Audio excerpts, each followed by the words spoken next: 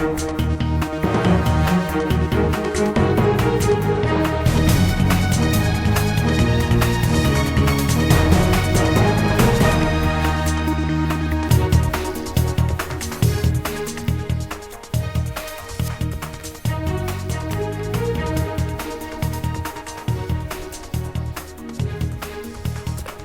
and welcome. This is a special edition of the Buck Stops here on a day when the interim budget was presented by Mr. Chidambaram amid a lot of noise, a lot of chaos there in Parliament, but he did present the interim budget, and that really sets the stage for a final budget that will be presented sometime over the summer after the elections and after a new government is sworn in. Now, we have an absolutely fantastic panel for you to discuss all aspects, both of the interim budget, but also more importantly, the report card for the UPA and what the economic agenda is going forward for this government and also for the next government.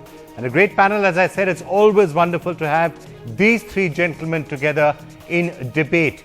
Kapil Sibal, Arun, Jaitley, Sitaram, Yechury, all three will be joining us for a special debate just a short while from now. But that's not all. We also do have with us Jyotiraditya Scindia is going to be there, Chandan Mitra is going to be there with us, Meera Sanyal is going to be talking to us about Apponomics. We had Arvind Kejriwal speaking to CII a little earlier in the day. Siddharth Birla is going to be joining us from India Inc., NK Singh, and a lot more besides. But before we go into that entire discussion, that entire debate, here's Shweta to take us through some of the key highlights of this interim budget. A cut in excise duties by Finance Minister P. Chidambaram today in the interim budget to help sectors that are in pain. As a result, now cars, two-wheelers, SUVs will be cheaper. Even duties on mobile phones have been cut. Also, consumer durables like TVs, washing machines, refrigerators, DVD players will all cost less for a period of 4 months. But his biggest achievement in an election year has been containing the fiscal deficit at 4.6% of GDP, better than what was expected. In fact, next year's target has been set at an ambitious 4.1% to send out a message to credit rating agencies that India should not be downgraded as we are being fiscally responsible. Also, the current account deficit has been contained at $45 billion, down sharply from the earlier $88 billion. The big political takeaway after Rahul Gandhi took up the cause of one rank, one pension for defence forces, it was approved in the interim budget today as part of a 10% hike in defence budget, a move that will help 3 million defence pensioners. Another political move, a relief for 9 lakh students who have taken education loans. But clearly no relief coming in for those who are earning over 1 crore rupees. The 10% surcharge on the super rich, which was introduced last year, will continue.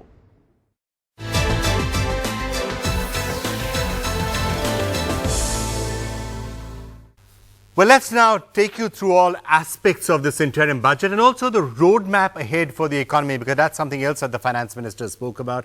And we've got an absolutely fantastic panel, as I told you, all through the evening. But we do have with us Mr. Kapil Sibal. In a couple of minutes, we're going to be also joined by Arun, Jaitley, Sitaram, Yechury, and a range of other guests.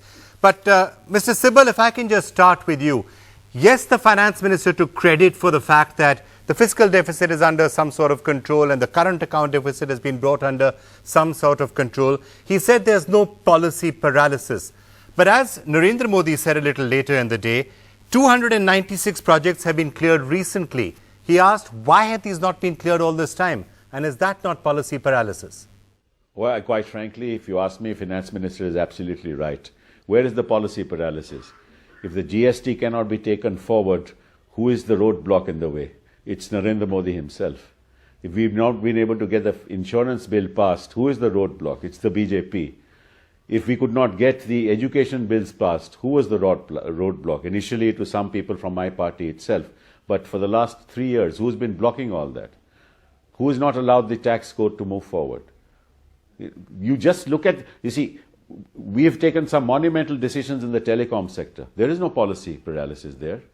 Whenever it comes to legislation, the opposition never lets legislation get passed. That's not entirely fair, because there was a time when the BJP did help you get the land acquisition bill through. The BJP did help you get some other, the food security bill. No, but therefore there is no, once the BJP cooperates, there is no policy paralysis.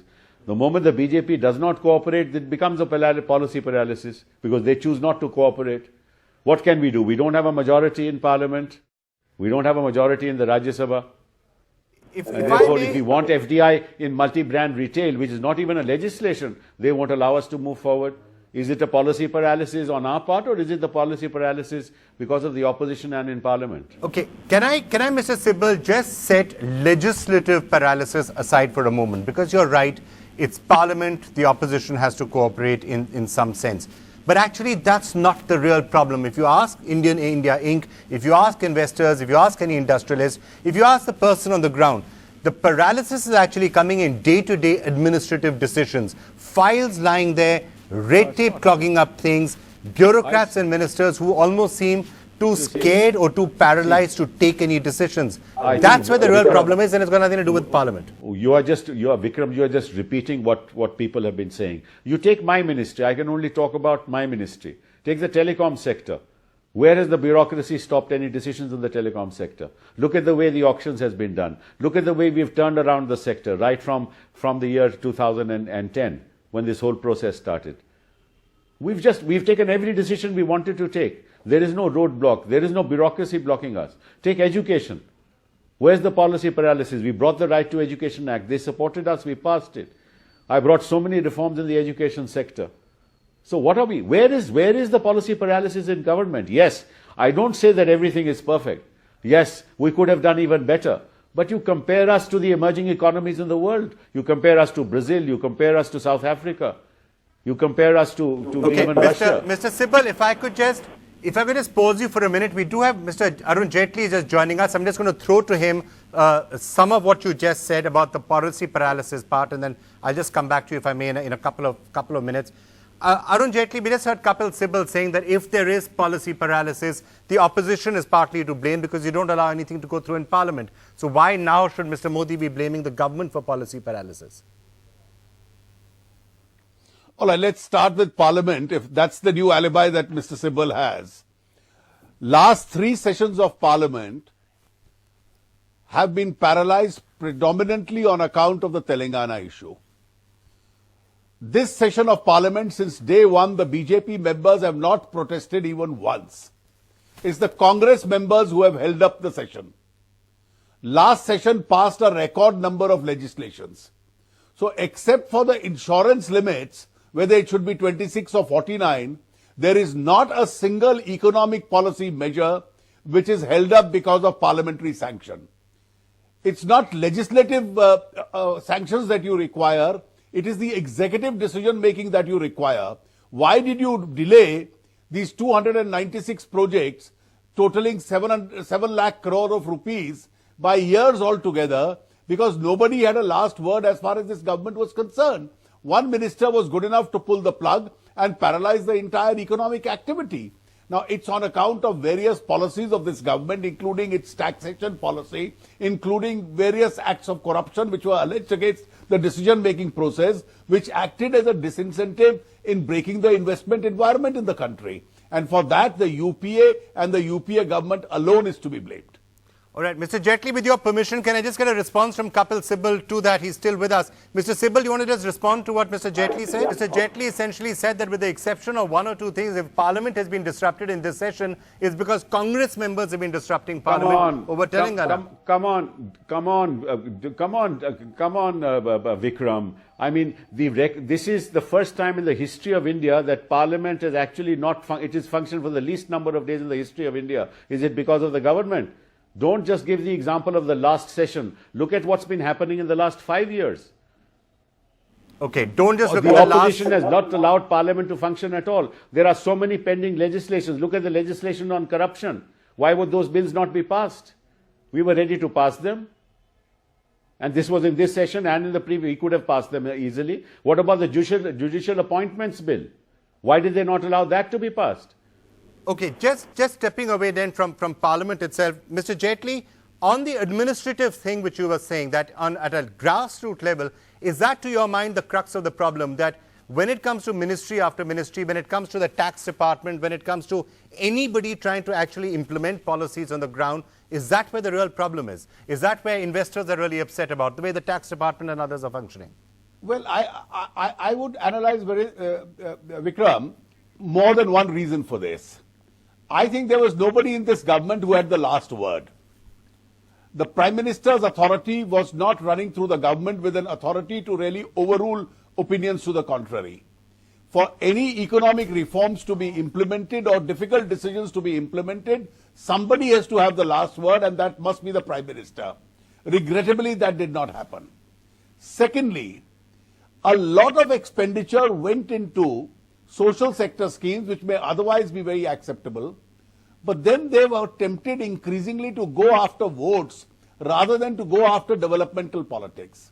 When for 4 years in a row you had a 9% growth rate and you were in a position to retire debt, you saw the 2009 election coming and you said, let me go in for a loan waiver. Now, when you went in for decisions of this kind, obviously prudence you said goodbye to, and therefore went in for populism. Even your flagship schemes for poverty alleviation or for generating employment, you could have linked them to some form of asset creation. You did not do that. I think corruption, the whole power sector is paralyzed because for the last 5-6 years, despite huge amount of coal reserves in this country, you have a situation where you can't utilize your maximum optimum capacity because the allotment of the power blocks was itself faulty. 2G was not merely an act of corruption for which the minister or the civil servants were jailed. Okay. You eventually had investments of investors being confiscated. Your tax regime has to promise a certain amount of stability. And then you have to conduct your politics in a manner that on economic issues, you can generate a certain amount of consensus. Now, I think all these factors collectively have really been responsible for dampening the economic mood as far as the country is concerned. All right. Mr. Sibal, Mr. Jaitley, I'm just going to come back to both of you and just continue this discussion. Sitaram Yechury actually is also joining us right now. Mr. Yechury, your quick take on all that's happened today? Well, yeah, Mr. Sibal, I'll just get you to respond in a sec. I'll just. Hello, let me. Yes. Hello, my honorable colleagues, both Kapil and Arun are there. I've heard them for a little while, but I think by trying to emphasize in this question of policy paralysis or not is actually missing the wood for the trees. What the malaise of the Indian economy today is actually a contraction that is taking place, and that contraction has been very ably aided by these budgetary proposals and the speech that the finance minister has made. With the whole emphasis on fiscal consolidation, no doubt, there is a need for fiscal consolidation. But the manner in which that has been achieved in a situation where you had something like an 80,000 crore shortfall in your revenues right. has been primarily through curtailing your expenditures. And this has been essentially on your planned expenditure. Okay. Central plan outlay has been nearly about 70,000 crores less. Now, if you're actually going to contract the economy, the economic fundamentals are going to shrink further. Therefore, it's not a question of policy paralysis. It is a question of policy itself. And on this policy, I think both the BJP and the Congress are on the same page. Okay, so let me just ask that to Mr. Sibal. Unless you change the policy... All right. No, okay. Just one sentence. Yeah. Unless you change the policy which is aimed at expanding the economy rather than contracting it, neither can you have growth nor equity. And the opposite is happening. That is the truth. All right, sir. Mr. Sibal, to the extent that the numbers are there at all, the point that Mr. Yechury was making, I also want you to respond to what Arun Jaitley said earlier, but the substantial point that the fiscal deficit essentially happened because expenditure has been curtailed and that's not in the long-term interest of the economy to start with. Well, naturally expenditure will have to be curtailed when there's a downturn in the economy. When you go through a global crisis and then a Eurozone crisis and global economy has contracted and there's negative growth in the United States as well as in Europe, where are you going to get your exports money earnings from? Where you get your demand from? You get your demand from because of demand in the Western world. Please let me. Therefore, you have to expand your domestic market. 1 second. You have to then reduce. Expand your domestic market through public investments. Please allow me. And therefore, naturally, you have to contract expenditure. There is no other way to do it unless you want a downgrading in the international economy, downgrading of India by the IMF. Is that what you want for India? But anyway, let me respond to what Mr. Jaitley said. No, Mr. Yechury, let him just respond. I'm saying, Mr. Yechury, let him just respond. I'm saying. Let me respond. Yeah, Mr. Yechury, let him just respond to what The Mr. other thing Jaitley that, said. and I'm really surprised that Mr. Jaitley just doesn't look at the numbers and only believes in sound bites. Look at the numbers and he attacks our leadership. Look what we have done in each sector of the economy. He talked about coal. Coal production was 341 million tons in 2004. What is it today? 554 million tons. Look at the Pradhan Mantri Gramin Sadak Yojana. They built only 1,10,000 kilometers during their term. We built 3,89,000 kilometers during our term. It is because of lack of leadership. Look at agricultural production. It was 203 million tons in 2004. It's today 253 or 260 odd million tons. It's because of lack of leadership, because of lack of decision making. You look at every sector of the economy and look at the growth trend. I mean, the last 33 years, as the finance minister said, the growth trend was 6.2%. UPA-I and UPA-II has been above that. 8.4% in UPA-I and 6.4 odd percent in UPA-II, while the NDA was below that. So what are we talking about? In every sector, you take any sector of the economy and then look what we have done for equity. Look at the credit to the farmers. Over 7 lakh crores of rupees have been given to farmers. Look at the student loans. Look at the expenditure on minority. Look at the expenditure on education and on health. And he talks about policy paralysis and nobody steering the country forward. You see, the numbers tell a different story. Sound bites may be fine for the public, but the actual numbers on the ground tell a different story. All right, Mr. Sibal, well, thank you so much for joining us with that perspective. Arun Jaitley, if I could just come back to you.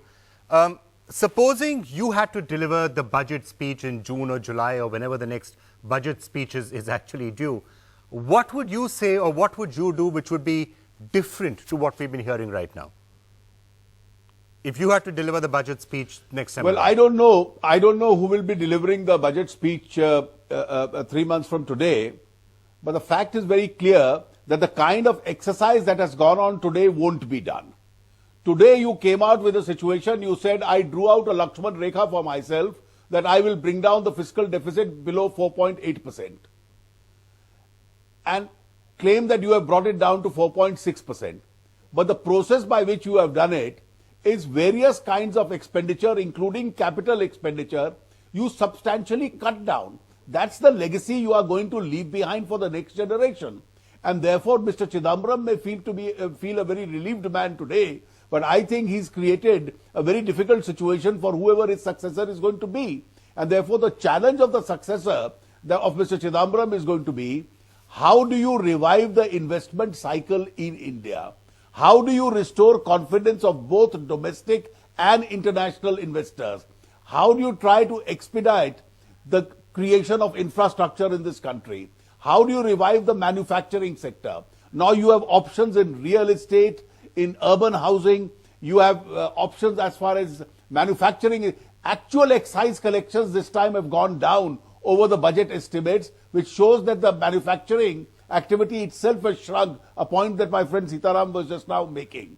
You have options as far as tourism sectors are concerned. Now these are all sectors which you have to now start concentrating on in order to ensure that the growth cycle is revived, the investment cycle is revived. One point I must make, that he claimed that the stellar performance is agriculture, but which are the performing states in agriculture? You had Madhya Pradesh, which had an 18% growth. You had Chhattisgarh, which has a double-digit growth. You have Gujarat, which has a double-digit growth. Now these are states which have taken some radical measures as far as irrigation are concerned. Andhra Pradesh has some high growth also as far as agriculture is concerned, and that's why the overall agricultural production in the country has gone up. Therefore, the finance minister, rather than usurping the credit for this is one area where he had to share it extensively as far as the states are concerned. All right, Mr. Jaitley, thanks also for joining us with that perspective. Sitaram, Yechury, if I could just come back to you. So, Mr. Jaitley, in a sense, they're agreeing with the point that you made, which is that if the fiscal deficit target has been met, it's partly because of demand compression, which is not necessarily in the long-term interests of the economy. If I could, sir, however, ask you the slightly different point about day-to-day implementation, which frankly is what many people feel is a real problem in the economy right now. Lots and lots of red tape, lots and lots of bureaucratic hassles, lots and lots of decisions that are almost not being taken because bureaucrats and ministers and others are almost seeming too scared to take any decision. हम क्यों sign करें? हमारा नाम file पे होगा, कल पता नहीं कोई सवाल पूछेगा. How do you get over that problem? You see that problem needs to be got over with better governance, and that is something that is undisputable. But that by itself is not going to kickstart your economy or revive the economy from the slowdown. Unless you are targeting a massive expansion in the domestic market by increasing the purchasing power amongst the Indian people. What Mr. Sibal was saying is absolutely right. Given the global situation, you cannot rely on exports as a growth engine, and you cannot, with a global economic slowdown, rely on the global economy to kickstart your economy. You will have to look inwards in terms of strengthening your domestic market and purchasing power of our people. Now that can happen only through very high doses of public investment. There is no dearth of resources. This time in the interim budget, Mr. Chidambaram chose not to present the annual statement on tax foregone, but in an answer to a question in the Rajya Sabha, he informed that more than 5 lakh crores of rupees as of December 2013 was outstanding. Now with that sort of shortfall in collections, revenue generation is falling, and you cut down your expenditures, capital expenditures. Right. This is not partially meeting the fiscal deficit by contracting demand, but completely, and more than offsetting your revenue falls. This is actually compounding the problem. All right. What needs to be done is the other way around. All right, Mr. Yechury, it's a pleasure always, sir, speaking to you, and let's see where the Indian economy goes from here. 3-4 months till the next full budget is to be presented, so we'll see if any of those suggestions actually do find a place.